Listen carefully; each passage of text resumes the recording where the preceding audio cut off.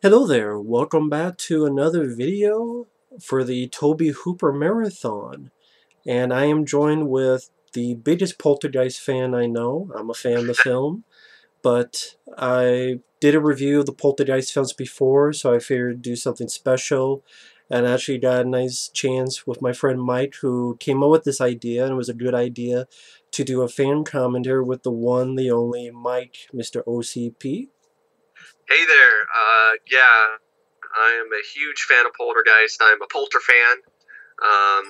Been a big one ever since I was a teenager or even a young lad, a young kid. So I heard he was thinking about doing a commentary, and I thought it would be a fun thing to tag along. And I brought some fun bits of trivia and stuff that I'll relay to you guys throughout the commentary. I just, since there's no commentary track to speak of on the anniversary edition DVD or even on the Blu-ray, I thought, why not have a fan commentary with myself, which I'm really glad that my good friend here, who I'm really blessed to have as a friend, and was willing to have me on board. So, Absolutely, it's yeah, a I'm looking joy. forward to it. It's gonna be fun, despite some controversies On the and, movie, who really directed it, but we'll get into that because it's pretty much what we're doing here is we're going to count down from 3, and when we get to 1 and we say press play, we will press play for those who want to follow along. Now maybe it won't be exactly because we're watching it on a format online. Frankly, because the DVD I have, it's more of a special edition than the one Mike has, because it's got it's a theatrical version, but it's got the Joe Bob Briggs Monster Vision throughout, so it would in between, so it wouldn't sync up. The closest you have to a special edition is the Laserdisc. Well, also the DVD, which I will ask you about that story again, which is a pretty fun story. Yeah. But we will count down for those. Sync up and 3, 2, 1, pressing play. I'm at the 3-second mark. 4, 5, 6. MGM we logo. We got the MGM lion. This is not a Warner Brothers film, despite the fact that it was released by Warner Brothers on home video. And I've always loved this intro. It ties into what happened when TV went off the air. I don't know, some of you might be too young to remember this kind of stuff, and I see me. But I've done a lot of things like that. TV didn't always last all night, 24 hours. So there were times where TV would go off the air at midnight. And you'd usually see something like this before it went off. Yeah, it's pretty much showing the last remnants of the television station and the sort of patriotic music before the snow. Star Spangled Banner. Now, the film Poltergeist, it has some interesting origins, depending on who you talk to or read about. People point to Steven Spielberg. It was his idea for the star. He wanted to make a film based on his childhood fears. But then there's also things that have been bandied about that it was born out of Night Skies, which was it started out as a sequel to Close Encounters of the Third Kind, but then it became its own movie, and then Spielberg ended up dropping the film to do E.T. Now, Night Skies was more of a horror movie, correct? Kind of like more critters than E.T. Yeah. Here we have the dog E-Buzz. The dog was named after the Saturday Night Live character E-Buzz, the art critic played by Dan Aykroyd. And this is the actress that later was murdered by her boyfriend. Yeah, Dominic Dunn. It's very tragic. So real quickly, just what do you think of this whole poltergeist curse thing? Do you think it's just bad luck? I think there's. I don't know if there's. It's hard for me to say there isn't something going on because there actually are cast members who have said that stuff has happened. They've seen things, and the producers and the people who made these movies, excuse me, didn't help things by the fact that they used real body. They used real skeletons for In the props. pit, in the muddy pit with Yeah. Beth Williams, right? Yeah. I don't think things like Carol Ann, the actress here, Heather O'Rourke. or her dying has anything to do with the curse. I don't really know. Curse of shitty doctoring. I just think there's something. It's a lot of coincidences. It's a curse of shitty doctors. That's what it is. Yeah, exactly. Of course, Heather O'Rourke, who did a wonderful job here. She did good in all 3 movies. It's very tragic what happened. Yeah. And I remember this weird. Cute as a button. Such a cute little girl. This weird thing happened when I last saw it, and it's embarrassing to admit, but there's one line she says, and I got a bit teary-eyed. I think just because she's so cute and tragically what happened. But well, the original, apparently Drew Barrymore was considered for the role of Carol Ann, but Steven Spielberg wanted someone more angelic. It was Barrymore's audition for the role that landed her a part in E.T. I guess Tobe Hooper had no say in it. No, apparently not. It gives you a little bit of Steven Spielberg, as we call him. Yeah. He's made a lot of good movies, but still, there's something shady under that beard. Exactly. But go ahead. And her audition at first kind of went a little bit disastrous because she wasn't taking it too seriously. She was laughing and things like that. But Spielberg ended up giving her another shot, and she ended up taking like a book with her, a storybook. It was like a creepy storybook, and then came back and screamed and showed how she could pull that off, and her personality shone through, and decided to give her a shot. Now the cast here was relatively unknown at the time, and Toby and Steven felt that was the right choice because then people wouldn't be watching the movie and think, oh, it's just a bunch of stars.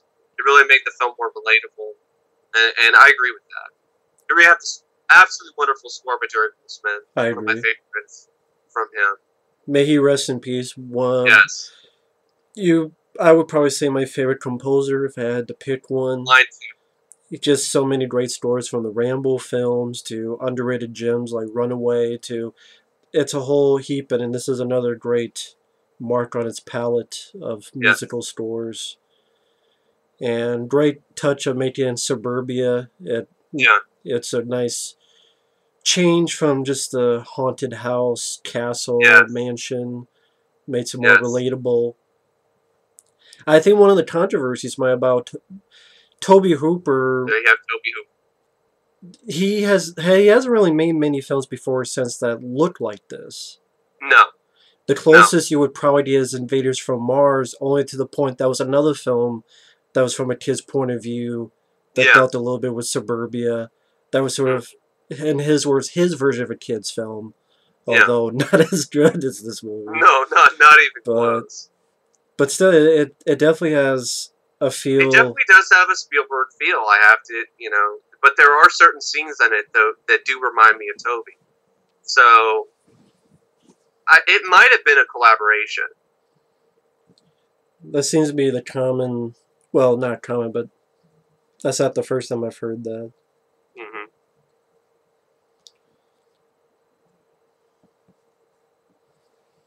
I wonder how Tobe got the job. I mean, the film he did before was The Funhouse.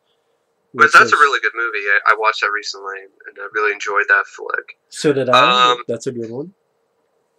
Apparently, Spielberg was impressed with his work on Texas Chain Saw Massacre.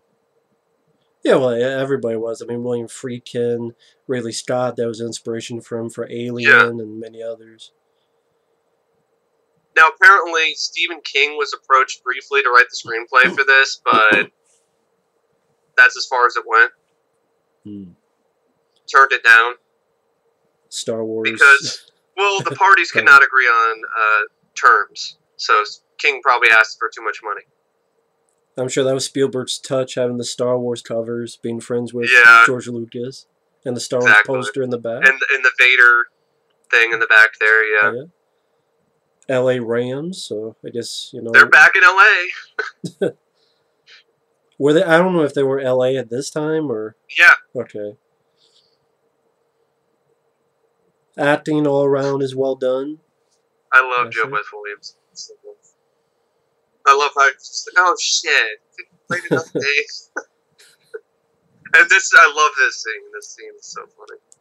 This is the kind of thing that would never happen nowadays. Because you don't have the same thing going on with the remotes and television. It's the same signal.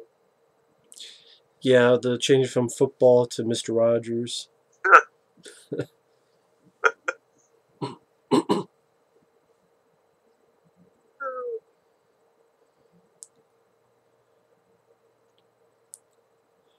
Yeah, but Craig T. Nelson did a great job with this as well. Yes, he did. I would have to say, is my favorite role of his in the film, for sure. Is as the dad. Stephen Freeman. I know it's not him, but I swear one of these guys looks like William Friedkin on the fucking sofa. He does a little bit. I know it's not him, but...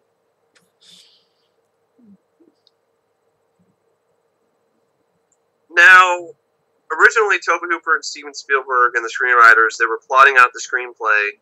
They were planning for Carol Ann to die in the first act and then haunt the house in the second. But eventually they decided this is too dark, and they opted to have her kidnapped by the ghosts. Much better decision. Yeah, that would not have worked. I don't see it working. I'm surprised they didn't try that with the remake. Yeah. Then here we have this creepy-ass tree. I mean... Which they stole for the remake again. Exactly. But I'm sure we'll get to that down the road, but... This is always a sweet scene, her reaction. Yeah. Sucking on the licorice or whatever. And yeah. That's why, like I said, it would not have worked if you kill a character like this off. I think you would have lost the audience, and I bet you would have gotten them back. Exactly. It would have been like, what the hell? And then it would have just been a total slap in the face to people who are watching the movie.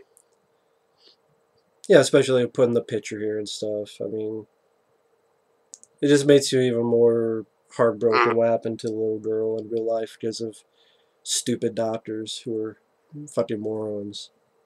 I agree. I agree with that. I'm sorry, folks, but what do you this their fucking job. They can't figure it out, and they fucked up. Yep. But this was, I mean, 1982. That was a hell of a year for fantasy, horror, sci-fi. Most people say one of the benchmark years. I know a lot of people look at, E.T. as the better one of the Spielberg sort of films he did this year. But I've always been more of a fan of Poltergeist. Yeah, if I had to pick between the two, I would pick Poltergeist. I mean, my favorite of the summer would be John Carpenter's The Thing, but... Oh, yeah, of course, mine too. But just so many... That movie bombed up. Yeah, yeah, Star Trek The Wrath of Khan. Was Tron same year? Yeah, I believe so. Tron, I mean, just so many. Conan the Barbarian, I believe. I mean, we just... And then you look at this summer, which passed like gas, and nothing came out really much. Then you look at a summer like that, it's just insane. But... So what was the thing? Steven Spielberg, since he was directing E.T., he couldn't direct this even though he really wanted to because it's something with the director's deal? Yeah, maybe with that, but I think it also might have to do with his contract with Universal. Now, he told a reporter that he basically directed the movie himself. This is an actual quote by Steven Spielberg. Tobe Hooper is not a take-charge type guy. Well, I gotta stop you, Captain America. Yeah. But go ahead, sorry. That is really cool. He's reading a Captain America comic. But go ahead. So, he has some pillows in the background with Joffrey, the mascot for Toys R Us. that's relevant now because Toys R Us is going bankrupt. So that's another thing. Because of Amazon and stuff. Yeah, because of Amazon. But going back to, I mean, yeah, that's just a dickish thing to say. Now, later, though, he sent a letter to Tobe and said, you know, it's a collaboration, and it's as much of his film as it is mine. And then, yeah, speaking of films, there's Alien. Kid has an Alien poster on his wall. The little, yeah. And, yeah, I think that's Magic Johnson I saw, or something like it. Wow. I just think that's a crazy juxtaposition. You know, Alien and L.A. Rams and Vader. And I'm surprised because it's not the same studio. I'm surprised they didn't go with one of their.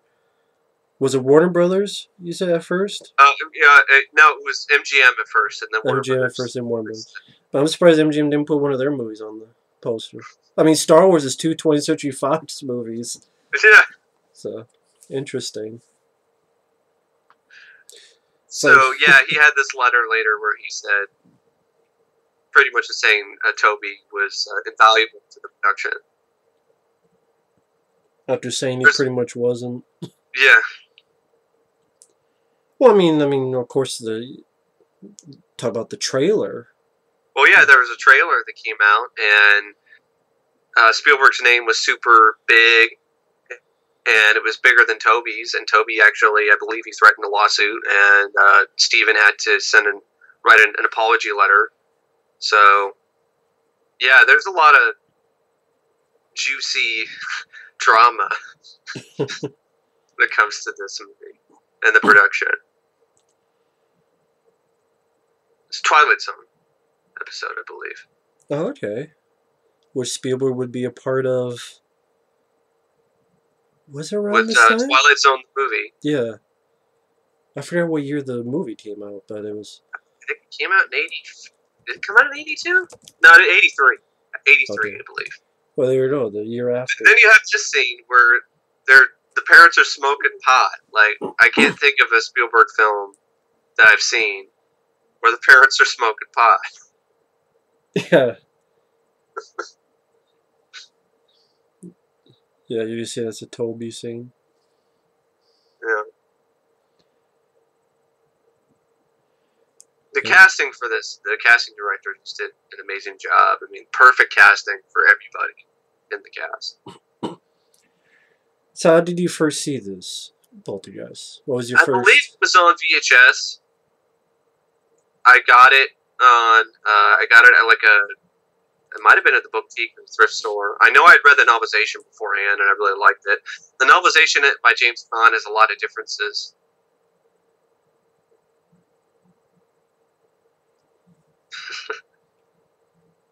So, yeah, I caught it on VHS. I really enjoyed it, and I heard a lot of great things about it from critics and in various different movie books and things like that. And it quickly became one of my favorites. And I've watched it countless of times over the years. It's my favorite haunted house ghost movie. And I really like The Changeling as well. But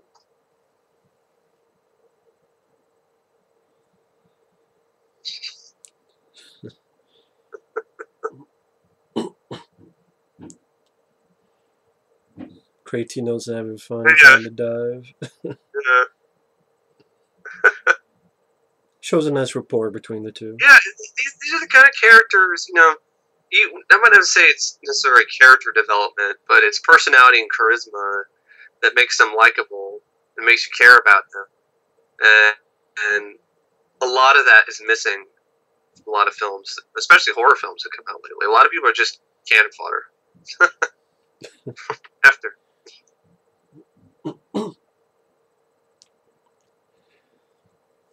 So what's it's so much suspenseful and scary if you have characters that you like.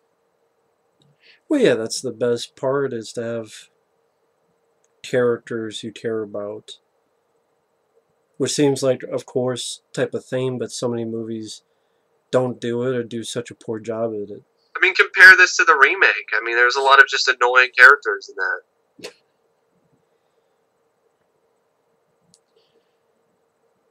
Yeah, it's the remake was a Xerox that was done poorly with a CGI squirrel. There's Pennywise. Yeah, the clown, yeah. But I don't even know why he has that clown in his room still, if he's always scared of it. It's like, just throw that shit out of the room.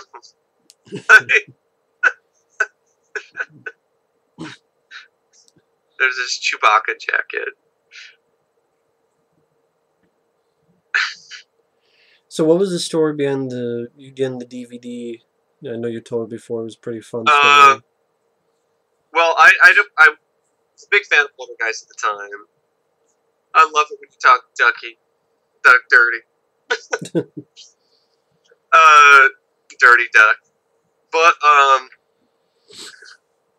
I was, on message boards and stuff like that early on, Poltergeist message boards and stuff, and they were talking about, and they got information that Warner Brothers is going to release a 25th anniversary DVD of the film. There's going to be commentary tracks, there's going to be remastered picture and sound, there's going to be interviews and stuff, and I was really excited about it. And I purposely did not look up any other extra news on it because I didn't want things to be ruined. I didn't want to, I wanted things to be a surprise. And so I saved up, and one of the first DVDs I remember trying to go and buy with my own money was the Poltergeist 25th Anniversary Edition. I remember walking from my house to the Fred Meyer that was near where I was living when I was living with my grandmother in Tigard, Oregon. And I went there and I grabbed it off the shelf, and I was waiting in line to pay for it, and then I looked at the back of it, and then I was just instantly just downtrodden, upset, angry, because I was like, what? Where's the documentaries? Where's the commentary track? A stupid documentary of real life ghost hunters? The fuck is this? So I don't really swear or anything because I wasn't like that then, but still, I might as well have been doing that in my mind. But I was just like, what is this? And I was so disappointed, and I did not buy it. I did the walk of shame and walked back to the electronics part of the store and put the DVD back on the shelf. And I've never bought that edition since. I never will.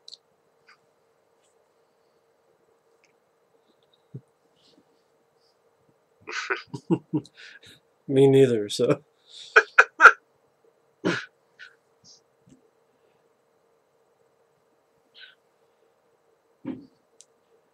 I can't remember the first time I saw this, but pretty much long ago I knew someone who had dealt with Joe Bob Bridge stuff, and I'd sent him these VHS tapes because I had taped the Dust to Dawn Friday the 13th Marathon with Joe Bob Bridge. And as a thank you, he sent me DVD-R copies of those and then other stuff, including Poltergeist, which was this copy of the film, but interspersed with the Joe Bob Bridge Monster Vision.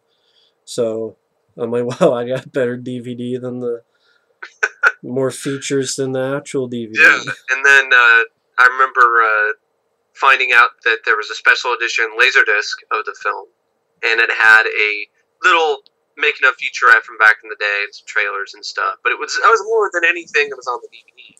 No, and I remember trying to find that, and I found it at Goodwill one day, and it was awesome. I was like, that really made my day. It was like, that's so cool, and I still have that Laserdisc. Well, I remember you telling me why there wasn't a DVD. Well, there wasn't a DVD because of Steven Spielberg. He's a fucking schmuck who cock-blocked the release of the special features. Warner Brothers asked him if they could get access to behind-the-scenes footage. He declined. He said, access denied. No special features for you. And apparently he's been, and his lawyers have been cock-blocking a bunch of special features related to this movie ever since. I'm surprised that E! True Hollywood Story, The Curse of Poltergeist, even got made and even aired on TV. I'm glad it did, but maybe it did because there's a lot of glad-handing with Spielberg in it. But, you know, when I found out stuff like that, that really hurt my admiration and respect for Spielberg, because this film has legions of fans, tons of fans, and they've been clamoring for a special edition ever since you said there was going to be one for the 25th anniversary.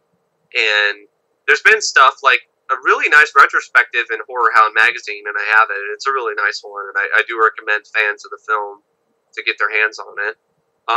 Also, because it has interviews with a lot of the cast and crew. And old Cinefex magazines are nice resources, like the one that talks about the effects for this film, which I feel deserved an Oscar over E.T. I'm sorry.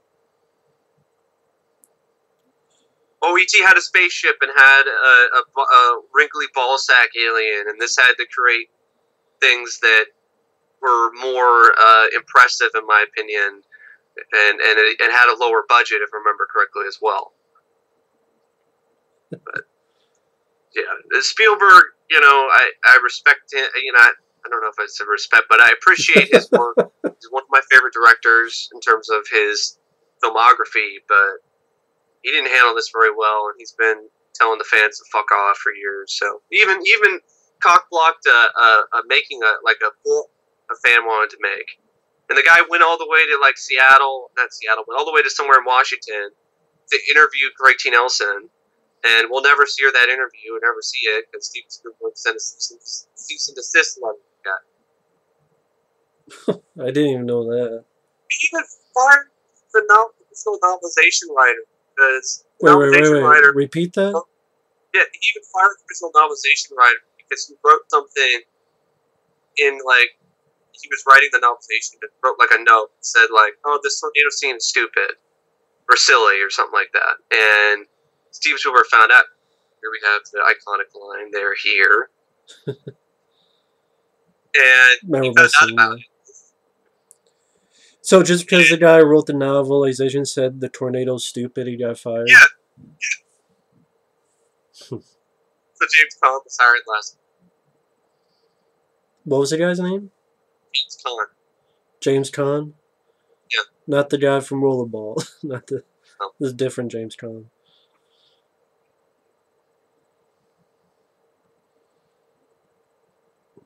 So yeah, there's a lot of stuff that, you know, and I've learned a lot of that from this excellent Poltergeist fan site. Now, it started out as a Poltergeist 3 fan site, and then the guy expanded it. The guy does a really great job. Then we have Gene Shalit. Oh yeah, on the TV, okay, yeah. On the TV. That seemed familiar.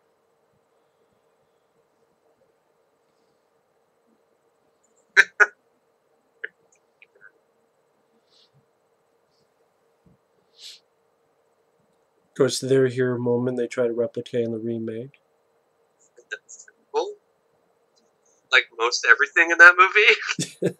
Yeah, just pretty much everything, yeah. Except it has CG squirrel and drones. CG squirrel.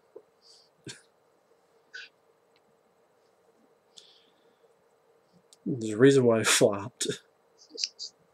Reason why it's still collecting dust in Walmart bins everywhere.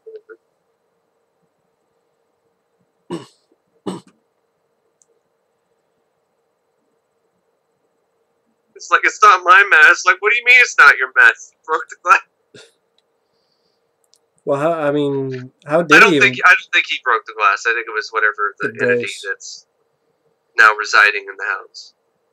Yeah, cups bottom just don't fall out. That was nice. That was a nice little sign of things to come. And I like how the film builds things up with the supernatural activity. Yeah, it does it well. Subtle stuff at first, glass breaking, stuff like this where the forks are all bent.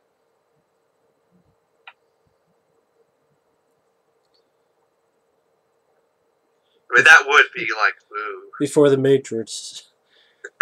This is where the spoon was bent. Also, around this time, there was a lot of psychics who would... Wait. Sonny Landham. The late Sonny Landham. Yep. Rest in peace, Sonny Landham. Rest in peace.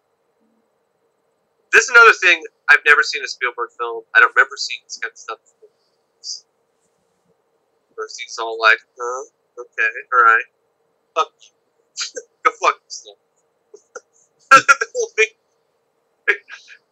A teenage girl gives this guy the middle finger. So you have parents who smoke pot, teenage girl flipping out. And the mom was happy about it. She wasn't even that upset. No. Of course, I mean, this scene, this is... Is this a scene where, yeah, she goes off camera and all of a sudden the chairs are... It's going to get to that scene, and that is a very impressive scene. Nowadays, they do that shit in CGI, probably. This is another nice thing. E-Buzz is just barking at this stain on the wall. And it's said that animals are more in tune with this kind of stuff than humans are. Like, you know, animal can predict an earthquake, a dog can, you know, kind of know when an earthquake is going to happen before it hits. Right.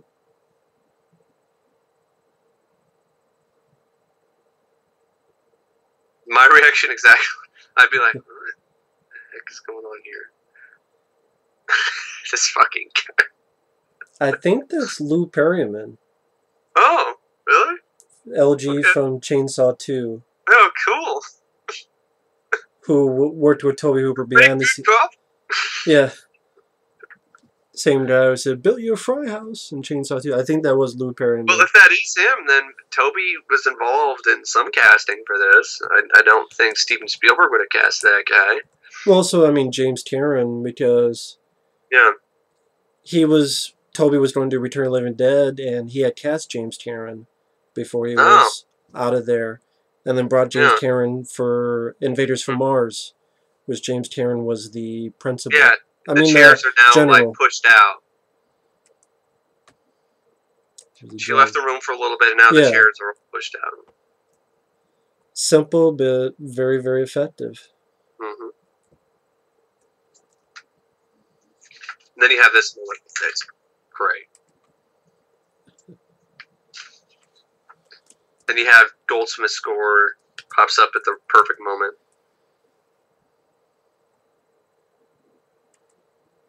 Now, this sequence, the shot of the chairs, the position themselves, an amazing balancing act on the table. It was all done in one take. As the camera panned along with Jo Beth Williams, who was getting some cleaning materials, several crew members quickly set an already organized pyramid of chairs on the table, then took the single chairs away before the camera scrolled back.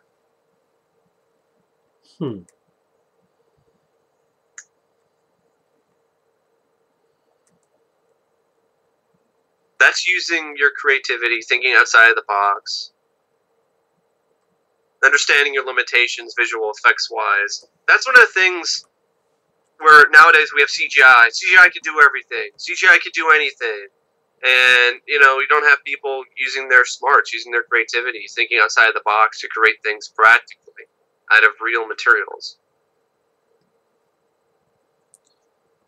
Yeah, sadly something they don't do much nowadays. No. He kind of looks like Richard Donner a little bit.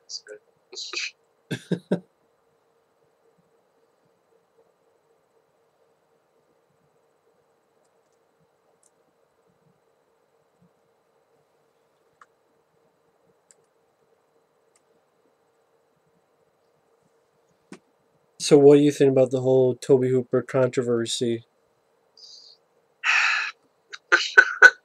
I know it's a big question, but it's literally one of the biggest questions about the movie. I definitely do feel he directed some of it. I don't know if he directed all of it. The more I watch the film, the more I see more of Spielberg, but at the same time, I also see more of Tobe.